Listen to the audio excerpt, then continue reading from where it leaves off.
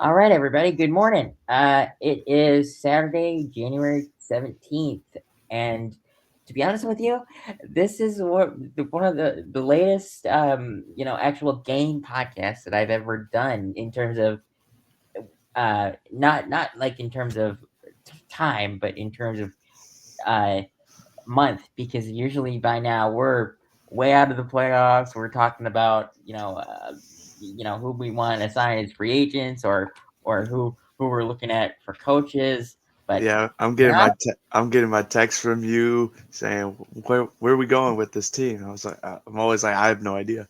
not this year, and not for a long time. I personally believe that, but this game is going to be between two offensive masterminds, and it's the question about who's going to come out on top, because literally Sean McVay is the original Ben Johnson.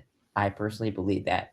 And I know that Ben Johnson never, learned from Sean McVay, but I'm sure that he watched him in terms of how to, you know, come up with play calls and all that stuff. And I mean, what a hell of a matchup. I mean, this is it, and there are some important snippets that we have to mention here. So, and I'll mention one right now. Matthew Stafford, he has played in two places, L.A. and Detroit.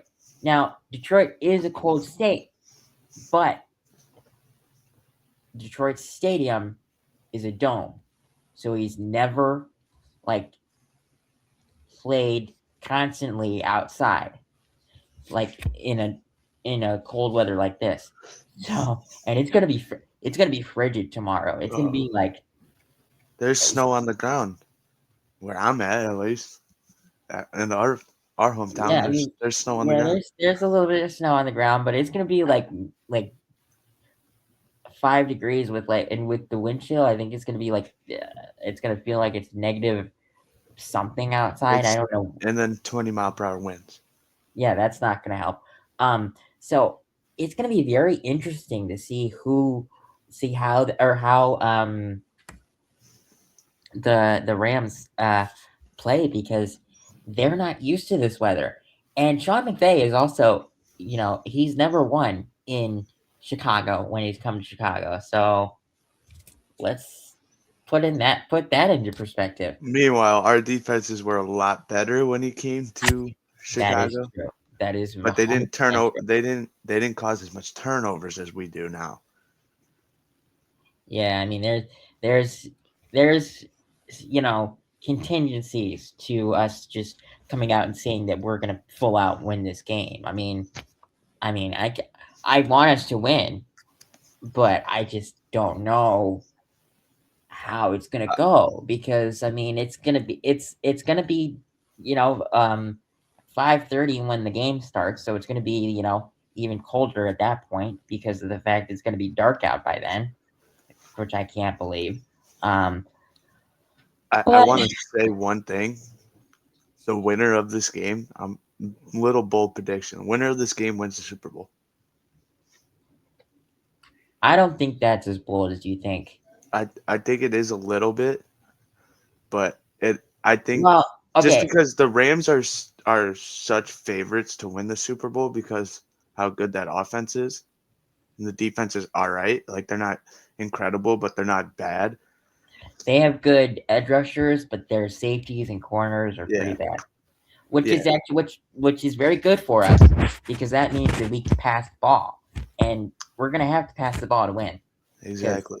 And and obviously the Bears, we just come back for some reason, just out of nowhere. We decide to play football when it hits the fourth quarter, and we scored 28 points every quarter, I'm sorry, every but fourth quarter. this is a game where you need to play football all game. Like you need to. Caleb needs to come out fast. The defense needs to come out fast. But they are prone to comebacks. The Rams team. the The Panthers came back twice or once in the regular season. They came back in the playoffs, almost won, but Bryce Young had a bad drive. which that happens, Mm-hmm. they're prone to comebacks. Like this team has given up some comebacks. So Yeah, no, you're right. You're right. It's it's important to note there. Um, but I mean, I don't know. I don't know. I mean, it's just I want the Bears to win, but at the same time, I can't necessarily say that I am, you know, 110% confident in the Bears that they'll win.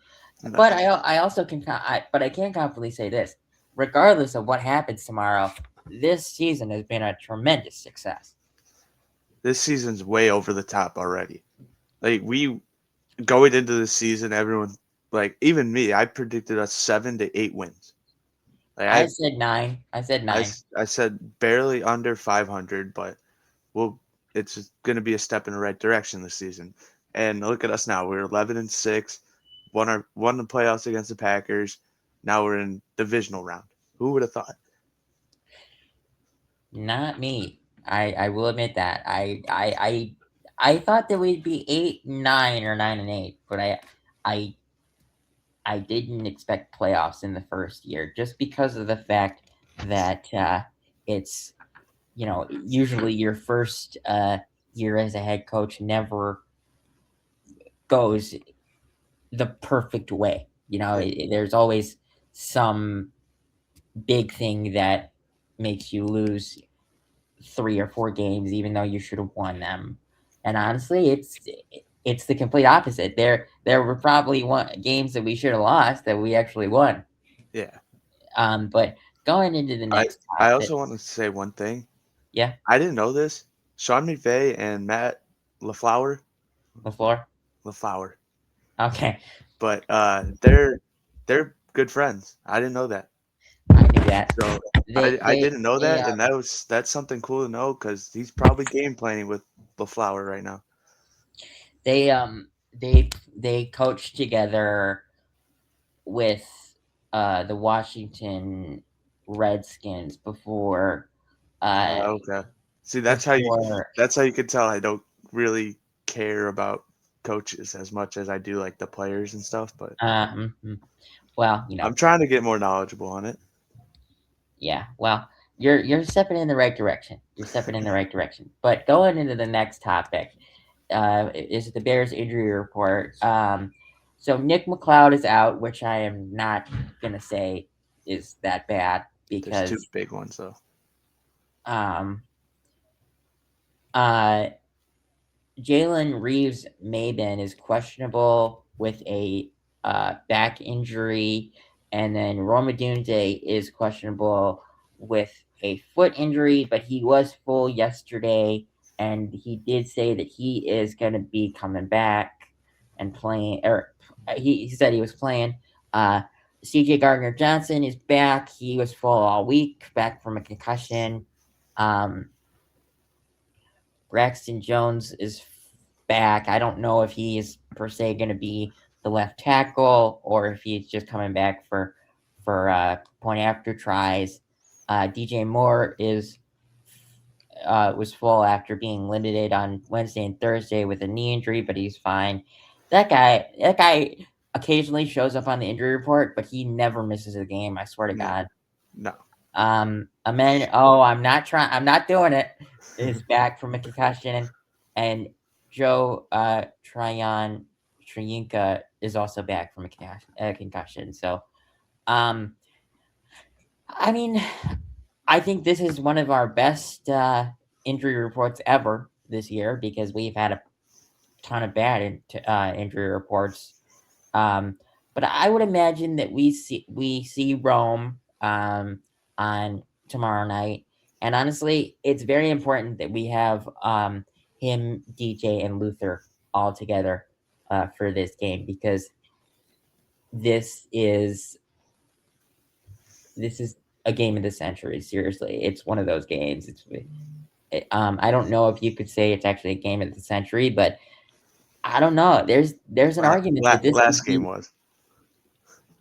there's an argument that this could be like I'm not gonna say that the score is gonna be like this, but I think there's an argument to say that this could be like a Rams and Chiefs from 2018 matchup type um of game. I I'm don't gonna think I, I I don't I'm think gonna there's counter going to you be a little bit. I'm gonna say a little bit different. It's gonna be kind of like the 49ers Bears this year, week 16 or week okay. 17. Okay. I don't think it's gonna be quite as high scoring as the Rams Chiefs, but it could be pretty high scoring like that Bears 49ers game. Okay, I'm all for that. But before we get into the next topic about for today, I do want to clear something up really quickly. Last week I accidentally had said that I talked about how it would be cool to see Cole Kmet and Colson Loveland being used on the field at the same time, kind of like um, how Rob Gronkowski and Aaron Hernandez were on the field together. I I accidentally used the words partner in crime when I mentioned Gronk and Aaron Hernandez.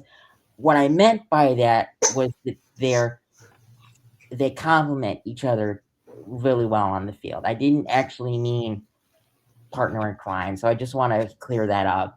I'm sure that everyone who watches knew that, but I just wanted to clear that up so you didn't report me for saying that. It's not it's not what I meant.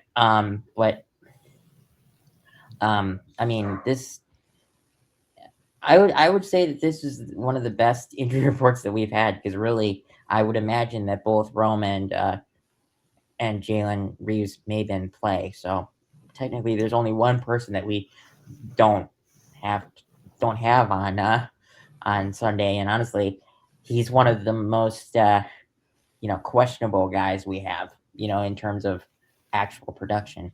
But going into the next topic, this is an Iceman versus MVP game. I mean, I'm just gonna come out and say it, regardless of what happens.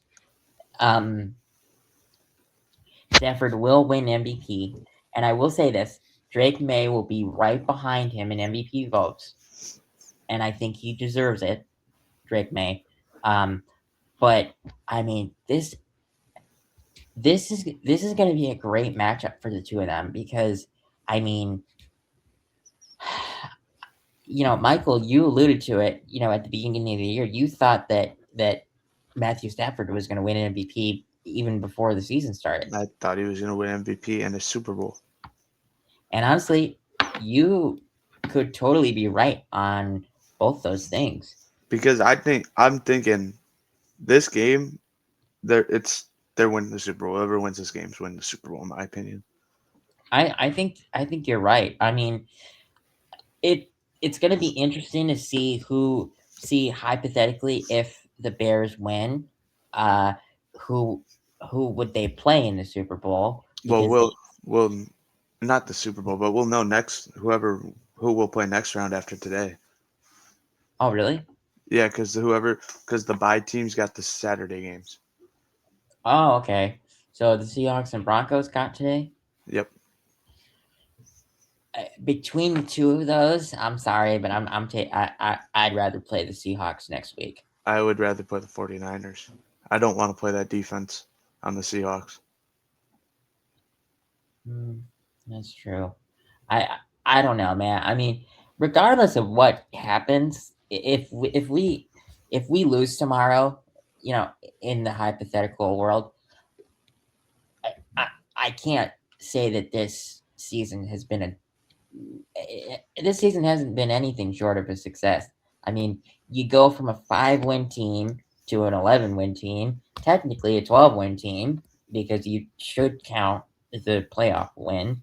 I mean, it doesn't actually reflect on your record, but I mean, we've won 12 games, and I thought that we would be lucky if we won 9, Yeah, because every, first year head coach besides Vrabel, besides Ben Johnson, besides Liam Cohen, besides Matt Nagy in 2018, always tend to have like a middle of the road season, in their first year because they are still getting used to their players, and they're adjusting their system and all that stuff. But Ben Johnson was smart. He probably was scouting, Caleb before coming here to figure out what he did well and what he didn't do well, and figured out, this is what my offense needs to look like with Caleb Williams. I can't just have him learn my offense, which, some coaches do that. Some coaches, they don't like to adjust to the player. They think their system will work for anybody, and that's not true. I mean, I'm sorry, but it's not true. Um, I mean, I regardless of what happens tomorrow, I am happy. I'm happy. But what are your thoughts on this? Yeah, I mean, this game could be a very, very good one. And it's probably going to be, and it's going to, I hope, come in our favor with another game winning drive from Caleb with under 2 minutes left, bringing in 8 of them. But, like, you got to respect the Rams here. They're such a good team. Like, Stafford's playing out of his mind at 37 or however old he is. I think he's 37, 38. Devontae Adams, most touchdowns in the league this year. That's Puka, crazy. Puka, honestly, the best hands in the league, I'll say, because the amount of one-handed catches he has this year is crazy. Absolutely, I can agree And there. then you know who's very underrated on that team? I'm not saying Kyron. Kyron's very good. Don't get me wrong, but Parkinson. Parkinson, he has been so underrated this year. And that's something we got to stop. We got to stop those little 5 yard out routes because that's where Parkinson really comes into play. Those 5 yard out in, Mm-hmm. which our defense is not the greatest at stopping the short passes. But I mean, who? Okay, let me ask you a question. You said we have to stop them. We have to stop the out routes to Parkinson. Who would you put on Parkinson? because okay, so we have TJ Edwards is out. He's Yeah. he's done. He's done for the season. How opposed are you to putting CJ at linebacker? Well, I mean, we do have Gordon back, so Yeah. technically, Gordon could, go back to his normal position at slot, and I don't mind that as much as probably other people think, because safeties safeties are basically just hybrid linebackers. Yeah. I mean, and CJ already has, I want to say, like 3 sacks Yes. as a He's a, safety. he's a safety. He's not a corner. We've been playing him at corner. He's not a corner. He's a safety. So I think you have like that sub linebacker in like, and he kind of roams the middle of the field and kind of plays that plays on the tight end most of the time. So then Edmonds could stay pressuring the quarterback and stuff like that. Hmm. Yeah, I think that's a reasonable a reasonable question, and we'll see how the plan goes in terms of how Dennis Allen plans for Matthew Stafford, which actually really keys into our next topic perfectly, because I really want to know, how will Dennis Allen plan for Matthew Stafford, because you can't blitz Matthew Stafford. I'm sorry, and you know Dennis Allen loves to blitz. I usually love it, because that usually means that the quarterback has to throw the ball away fast. But Matthew Stafford has been in this league for so long that he knows how to identify a blitz, and he knows how to counteract them and all that stuff. So you got a game plan for that. And I don't know what Dennis Allen's plan is, but he's got to come up with a plan to do that all game. I mean, there's no getting around it. I don't know what he's gonna do, but he's got to come up with something. I mean, I, I would try to do what you did the second half of last week, all game this week. I don't know if that's gonna work, but you got to figure out something to stop anything on that offense. Um, I mean, what do you think Dennis Allen should do? What I just said a little earlier, where you have CJ at linebacker. Obviously, he's not going to play linebacker the whole game, but like you sub him in there, and for like the third down type of things, you sub him in. Well, the important thing is that we get the Rams to third down. Yeah, yeah, that's the important thing. But also, I think we play a little bit more zone this game. I'm not. You can't man to man Devontae Adams and Puka Nakua. No, you should. They're You gonna should. beat. They're gonna beat you every single time. Yes, can we get away with man against the Packers? Sure. Not really though. Like we didn't really get away with man to man there. But like you have to play zone this game. You have a system guys that are for zone defense. Like Jalen Johnson, one of the best zone corners in the league, and you have him playing man. He's not that good at man coverage. That's why he's been looking pretty bad recently. But he's a zone guy. You have zone safeties up top too. So I think zone is gonna work great against the Rams. Yes, they're still gonna score 20, 21 points on us, don't get me wrong, but it's gonna work and it'll give your offense confidence, hopefully. Yeah, no, I agree with what you said. What you're saying. I mean, I, I don't even. I, I don't know how I would plan for the Rams, but I just I just know that this is going to be one of those hard games, and it could be a repeat of the 49ers and Bears game a couple weeks ago, or it could be a repeat of the Lions and Bears game. It could be one of those two. It could be a super high scoring game, or it could be a low scoring game. I mean, I mean, like you, I did make the Bears my lock of the week in our football forecast. And I was clowned for it, by Nick. But It's all right. He's the biggest Bears hater I know. That's not eh, a Packers fan. yeah.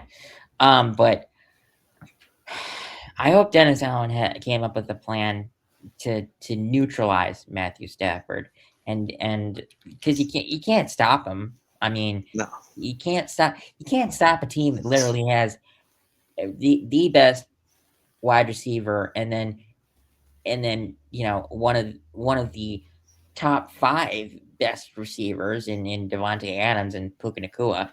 I mean, when they signed Devontae Adams, I'm like, you've got to be kidding me! Like, LA gets everybody.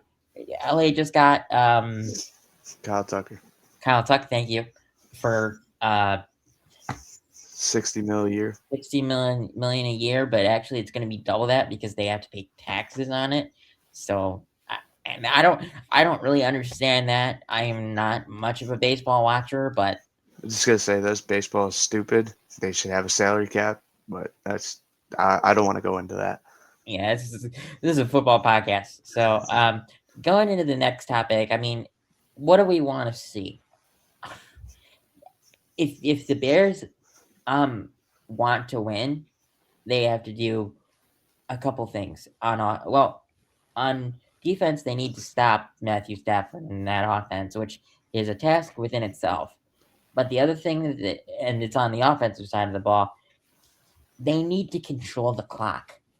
So you might need to see a good amount of running in the game tomorrow. And honestly, I mean, we've got some good running backs. I think that we can do it. It's just my question is,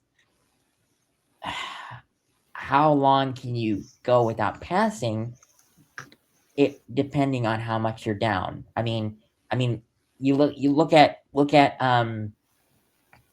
last week against the Packers. Literally, the whole second half we passed the ball. I mean, the only run that we like, the only few runs that we had were the touchdown that Swift had, and then that's literally the only run that I remember because it was a touchdown in the second half. It was that the only like That was the only like significant run one, yeah. play. Everything else was long passes to get down the field. I And mean, most of our running backs had their yards off little catches.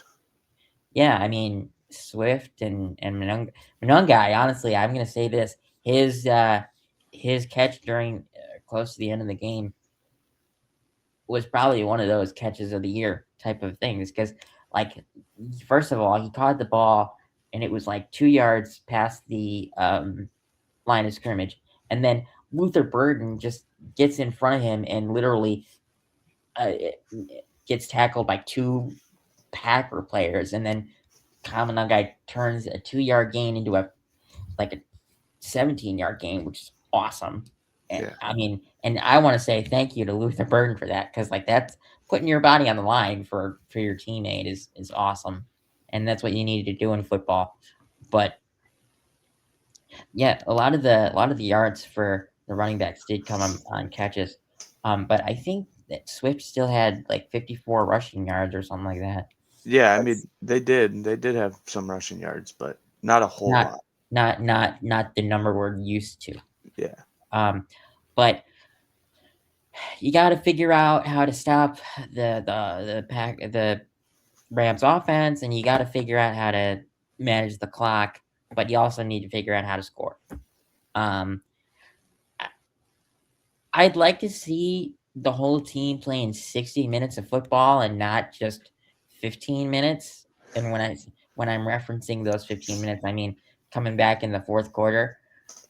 I'm gonna say this though. I would love to see a comeback against the Rams, but like I don't want it to be a 25-point comeback or like whatever the comeback was from last week. I'd love to see I'd like if we're down like three, I'd love to see a final drive where we get a touchdown. But I'd like to see it be a closer game than what it was last week until the fourth quarter. Um, what about you, Michael? What do you want to see? Well, obviously, I want to see the Bears win Mhm. And personally, I'm gonna say that I wanna see that too. I just also but want to emphasize there's a possibility that we might not see it. yeah, but I also want to see a Swift touchdown, Swift 80 rushing yards, Caleb 2 passing touchdowns, Caleb 280 yards, and a Colson Loveland touchdown. Uh, I would really like to see that with the Bears money line.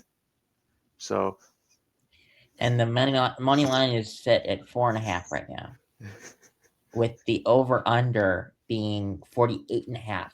yeah, yeah, I would really like to see those happen. That'd Can be I a great. ask you, are you saying that because you bet on all those things? Yeah. I also did Stafford 320, 3 passing touchdowns, and Devontae Adams a touchdown. But we, if those don't hit, it's okay. But I'm honestly surprised that you got nothing in there for Rome. uh, yeah, I didn't put Rome because every time I bet on him, he didn't like me, and he didn't have a good game every time I bet on him. I started betting on him after week 6, and that's when he fell off a little bit. Okay, I So understand. I blame his fall off a little bit on me for betting on him. But yeah, no. But realistically, I just want to. I like you said, I want to see full 60 minutes of football. I mean, we can honestly. I think we could beat the Rams playing 45 minutes of football, like 3 quarters of football, great football. I think we could beat them, but 60 minutes is. If we play 60 minutes, it's going to be great. But then again, we've played 60 minutes 3 times or 2 times this year, and we lost both games.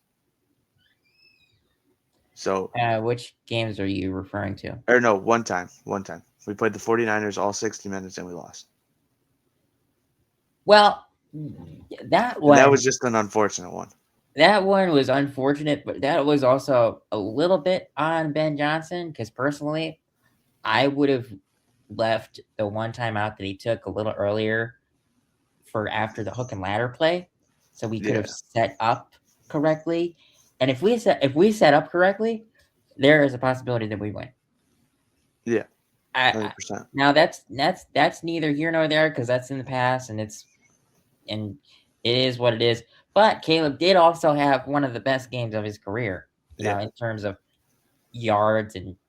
But I one thing that I have to critique on him with the 330 from that game, if you get to 300, you got to get yourself 3 touchdowns. Yeah. Whenever he gets to 300, he limits himself to 2 passing touchdowns. It's Which I so mean, weird. two passing touchdowns is still great. It's just you gotta get when you have 300 in your stat line, you should have 3 touchdowns on top of it. I mean, if I'm being honest, I'm kind of surprised that he didn't get to 300 um, against the Browns because the Browns didn't score on offense. And yes, Michael, I know what you're gonna say. The Browns have a great defense, and they do, but they scored 3 points that game. I wasn't gonna say that. I was just gonna say we're blowing them out way too much. Didn't he have like 260 something? Like that? Yeah, it's somewhere around there. I can't remember that off the top of my head. But going into the last topic now, this is not Bears related, but it is huge for the NFL and it's huge for the team that we're about to talk about. So John Harbaugh is expected to be named the next head coach of the Giants. Now I say expected because it was it was announced on it's Saturday, and I think it was announced on Thursday or Friday that Harbaugh was expected to be named head coach of the Giants, and they were working on the contract for Harbaugh. Which let me say this: there's no better place for Harbaugh to go because now, even though the Giants still have pieces missing, they also are the team that has the most pieces in place for Harbaugh. They got Dart, they got Scadaboo, they got Neighbors, they got Abdul Carter, Brian Burns, possibly. I'm not sure if Harbaugh want to keep him with his age, but they've got pieces there. Forget their Now, best piece, I did. Dexter Lawrence. You think that's their best piece? I Hundred think their best percent. piece is Dart. 100% Dexter Lawrence. Um, but it's being rumored that the contract is 5 years, $100 million, which I think is the amount of money that Harbaugh was getting from the Ravens. Um, but first of all, I mean, John Harbaugh is such a highly thought of coach that they probably were like, "What do you want? We'll give it to you to come here." I mean, that's what it was. And here's another thing that I want to say about John Harbaugh going to the Giants. There's a lot of things that the Giants haven't had in the past with their coaches. But the one thing that they haven't had that's most important with John Harbaugh, stability. John Harbaugh will be the coach for the Giants at least the next 4 years. And there's a possibility that he gets another contract after this one's over, but he is 68, so that's why I'm saying there's a possibility that he doesn't. But John Harbaugh is one of those guys that and let me emphasize this: I am not rooting for this, but he's one of those people that could be a coach that wants to die on the sideline. I don't think that he will do that, but he is one of those people that could, if he wanted to, coach until he can't coach anymore. I mean, I think Sean Payton's doing it. Um, Yeah. and it's rumored that Todd Monken is expected to join him as his offensive coordinator. Defensive coordinator is still up in the air. Nothing confirmed on that. But I really like that he's bringing Todd Monken with him because of the fact that uh, Monken before he was with the Ravens, he was the offensive coordinator for Georgia, and he tailored his offense to Stetson Bennett, and then he goes to the Ravens and tailors his offense to um, Lamar Jackson. And now, if he goes to the Giants, he's going to tailor his offense to Jackson Dart. Now, I think it's important to note on this: John Harbaugh and Joe Shane, you know, they're they're having contract issues right now, and I think it's based on who gets the most power. And honestly, I think that's wrong. I think you should just give the power to John Harbaugh because John Harbaugh knows what he's doing. But I'm going to say this: when you guys agree to a contract and all that stuff, you guys have to emphasize the offensive line because Jackson Dart, even though he hasn't had as many concussions as I thought he had, he's been in he's been in the blue tent way too many times for a first year quarterback. So you need to protect him, and best way to do that is to you know bring in higher quality offensive linemen. So, Michael, what are your thoughts on this? Yeah. No, this is great. I'm actually happy for the Giants. Uh, just because I love Jackson Dart, Ole Miss. So, Mm-hmm.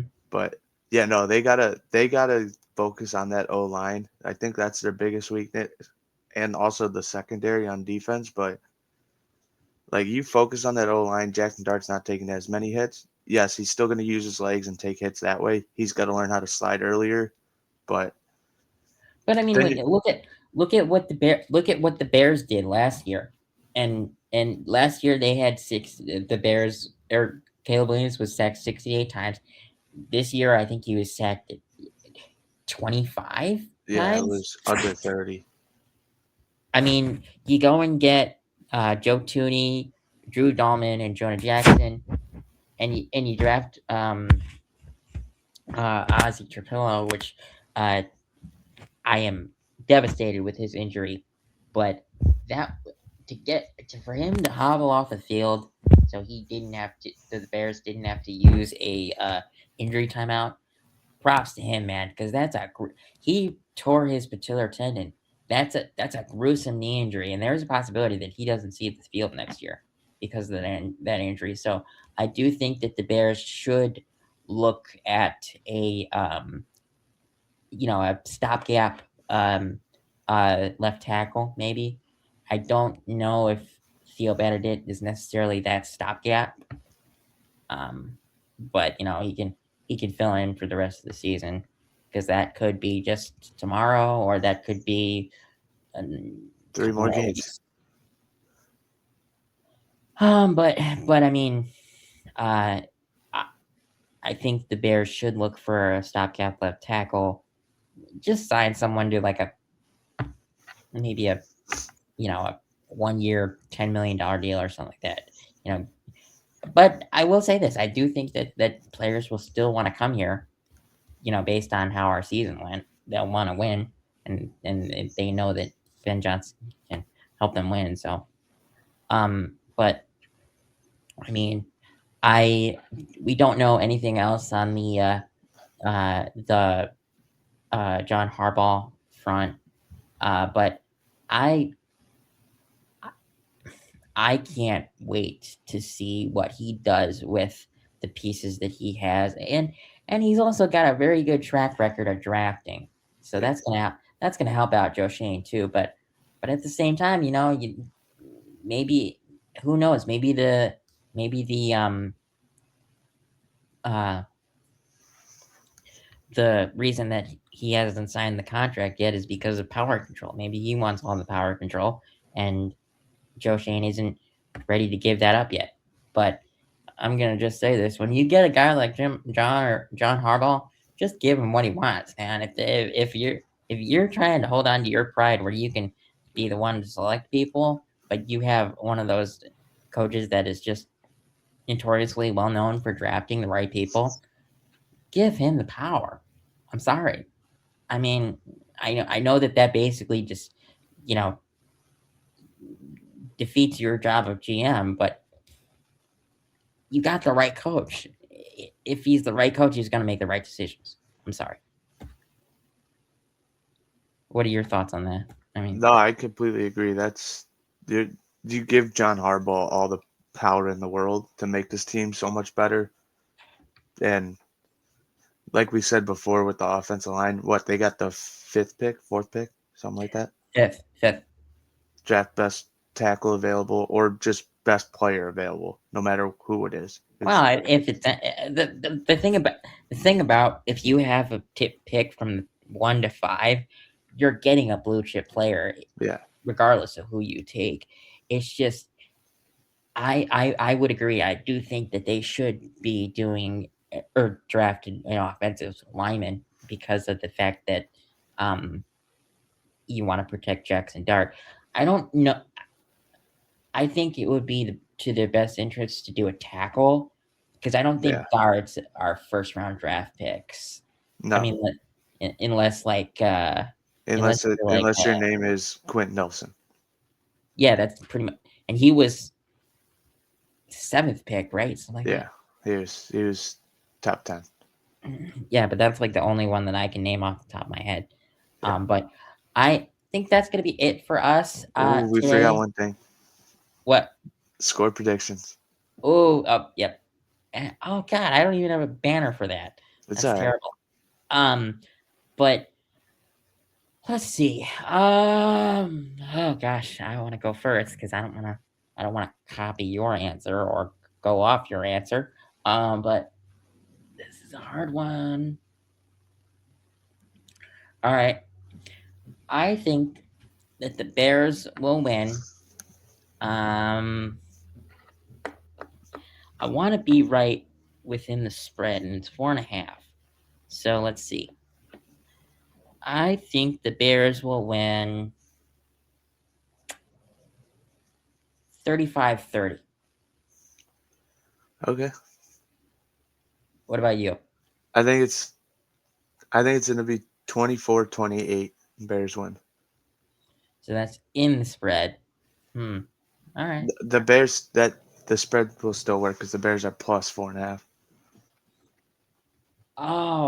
Okay. Okay. Well, I have to remember that. I'm so bad at spreads. I don't Yeah.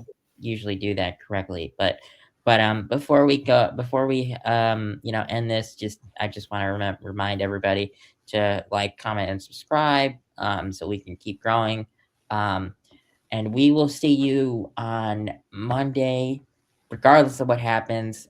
I am going back to school on Monday, but I do believe that my parents will want to get me there earlier because I mean, it's they have the day off that on Monday, but I just want to make sure that they don't have to drive home in the dark. So I do think it'll be earlier when I leave to get back to school. So I think we should be good for our normal about 5 o'clock post game podcast. So if not, we will get you one on Tuesday. But we will figure it out. So have a good weekend and enjoy some Saturday and Sunday football. Um, Peace out, everybody.